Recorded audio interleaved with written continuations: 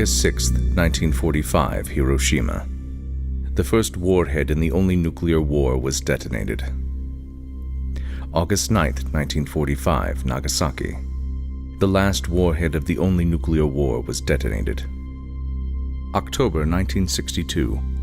The United States and the Soviet Union, the world's two superpowers, are ready to annihilate each other over new Soviet nuclear missiles in Cuba. The existing 20,000 nuclear warheads on both sides were put on the ready. The US blamed the Soviets blamed the US. The world's entire population waited in horror as only John F. Kennedy and Nikita Khrushchev held the fate of humanity in their collective hands. What circumstance drove humanity to a moment in time where the likelihood of nuclear annihilation was even possible?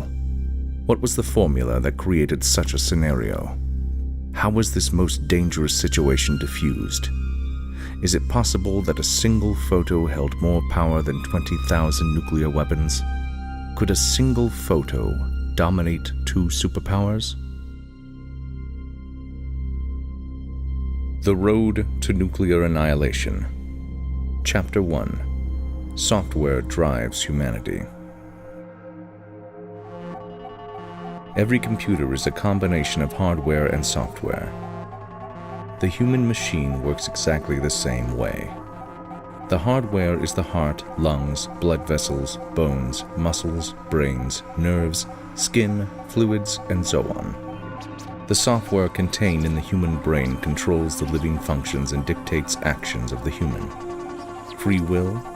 A computer has no free will.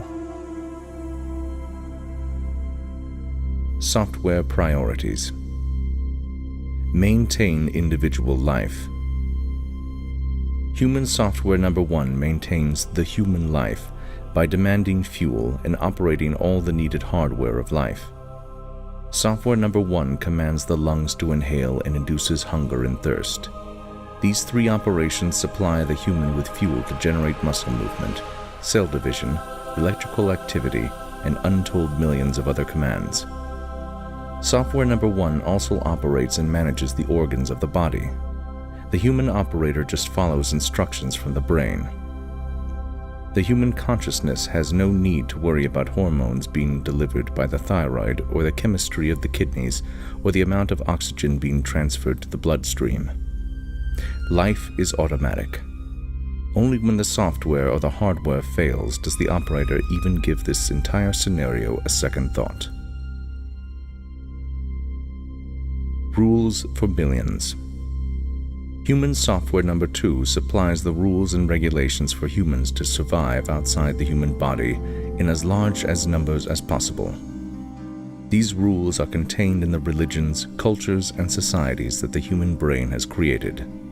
To supply 3 very important aspects of human existence, it appears that the human brain created every religion, every culture, and every society.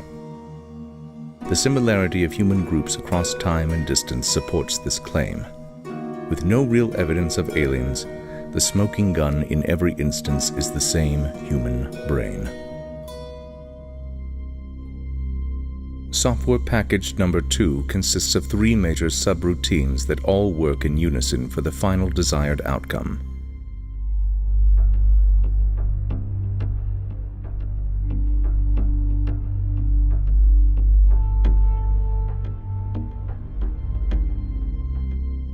Subroutine number 1. Subroutine number 1 demands the manufacture of additional humans. Go forth and multiply is the creed of any successful organization. If this is not the number 1 priority, then extinction is inevitable. Subroutine number 2. Subroutine number 2 supplies rules and regulations that manufacture the best quality humans and keeps as many alive as possible. So far, these rules have manufactured 7+ billion members of the human club. Subroutine number 3. Subroutine 3 is directly related to the near-nuclear holocaust that took place in 1962 between the Soviets and the Americans. The third subroutine is a mechanism in the human brain that generates technology by tricking humans into conflict. The third subroutine divides humans into as many groups as possible and demands that each group create a singular identity from any other group.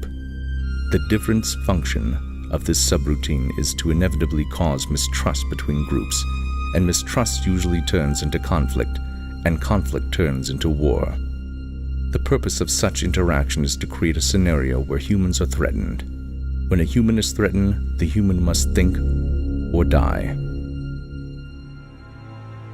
Checking back over the last 250 years, the war-technology relationship reveals that 90% of major human developments have come from war. Here are just a few of the major examples. American Revolutionary War gave rise to government technology never before seen on Earth. The American Civil War contributed medical, railroad, telegraph, and manufacturing technology. World War I defined airplane technology. World War II was responsible for increased manufacturing capability, nuclear power, jet engines, sonar, and rocket technology. Korean War added to jet plane technology. Vietnam War added more medical and helicopter technology. Cold War gave humanity space travel and a moon landing. So why do humans fight? If humans were not forced to fight, humanity may still be living in caves. Conflict between human groups usually results in three byproducts: dead humans, monuments to the dead humans, and amazing technology. Chapter 2. The photo worth 300 million human lives. The first and last nuclear war was fought between August 6th and August 9th, 1945. It was a very short war. 300,000 Japanese were vaporized, burned to death, crushed, or died of radiation exposure. This number of slain humans pales in comparison with the 60 million lost in the rest of the war, but it was the manner in which they died that makes these dead humans special. Lucky for humanity, someone bothered to take notice and record the event. If we follow the path of all preceding humans, the Americans and the Soviets will mistrust and eventually hate each other over several shallow, skin-deep differences, because that is what humans do. The Americans and the Soviets are exactly the same at the core level, but the software in the brain creates the illusion that a different human can't be trusted and is planning an attack right now. Already in place was the general mistrust between America and the USSR because of different languages, different clothes, different food, and a different God. This set the stage for what followed at the conclusion of World War II. Starting in 1948, when the Soviets acquired the atomic bomb, the two superpowers pushed their chemists and engineers to develop any new technology that involved weapons, nuclear or conventional. The race was on, and all humanity was either going to suffer the consequences of a full-scale nuclear exchange or just simply survive. The scientists of both countries did not disappoint. With survival the ultimate goal and with zero budget restraints, this competition between the United States and the Soviet Union accomplished the impossible in only 20 years. Besides building thousands of nuclear weapons, American and Soviet technology conquered space in low Earth orbit and eventually flew two humans to the moon for a stroll and then flew them back safely. This is exactly the type of competition the human brain is ultimately after. With nuclear annihilation looming on the horizon, the politicians, scientists, chemists, and engineers were working under the ultimate motivation. Times of great stress produce optimum human achievements. Times of great manipulation create wonders beyond belief. Is it any surprise that humans are always manipulating each other when the human brain is doing the same thing every second of every day to every human alive? With this competition between the US and the USSR explained, it is easy to see the behind-the-scenes workings of the Cuban Missile Crisis. After 15 years of mistrust, suspicion, espionage, and weapons buildup, the superpowers had no choice but to confront each other. The US outnumbered the Soviets 20-1 in nuclear warheads. The Soviets had nuclear-tipped missiles ready to launch from Cuba. Each side had certain advantages. Each side's military was sure they would win the day. How did humanity avoid destruction? It was blind luck that enabled humanity to pass through the nuclear window without total destruction. The luck was manufactured in the all-out insanity of World War II. There was so much destruction and death for so many years that the use of the A-bomb on Japan was a foregone conclusion. The rumor has it that President Truman didn't even authorize the use of the bomb. The atomic bomb was just connected to the juggernaut that was the US military. Also lucky was that Emperor Hirohito of Japan was willing to sacrifice all the Japanese people to defend his regal world. It was lucky that the first nuclear war was one-sided. Not only did the use of these bombs end the war, but it set the stage for the peaceful conclusion to the Cuban Missile Crisis. So there is absolutely no argument on dropping the bomb, especially since you can't go back and not drop it. Whether it saved 1 million American soldiers in the invasion of Japan and 10 million Japanese civilians is immaterial, as the bombs in 1945 truly did prevent any larger nuclear attacks in the future, especially in 1962. The images of destruction and the video of the survivors set a precedent that nuclear bombs are not a good thing. No matter how close the US and USSR seemed to be heading to nuclear destruction, no one on either side was ever going to launch an attack.